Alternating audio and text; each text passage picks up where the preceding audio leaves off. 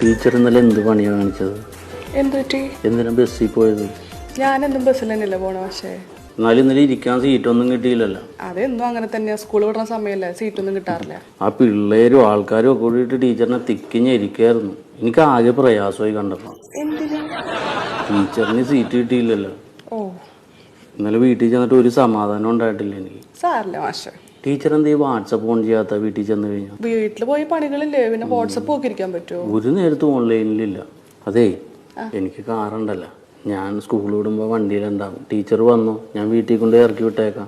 Sir എന്നെ വീട്ടിൽ കൊണ്ട് ഇറക്കിയിട്ടല്ലേ ഹസ്ബൻഡ് എന്നെ വീട്ടിൽ നിന്ന് ഇറക്കിയിടും. സാർ എനിക്ക് അടുത്ത പീരീഡ് ക്ലാസ്സിലാണ്, വെറുതെ പ്രശ്നം ഉണ്ടാക്കില്ല, അവിടെ പോയിരുന്നു. മാഷെ, ഞാനിന്ന് ബൈക്ക് എടുത്തിട്ടില്ല, എന്നെ ഒന്ന് കാറിൽ വീട്ടിലിറക്കി വിടും. ഞാൻ ആ വഴിയല്ലല്ലോ മാഷെ. ടീച്ചറുടെ വീട്ടിലേക്ക് പോണ വഴിക്ക് എൻ്റെ വീട്. അതെ, ആ റൂട്ട് മൊത്തം അലമ്പായി കിടക്കുകയാണ്. ഒന്ന് ക്ലിയർ ആയിക്കട്ടെ.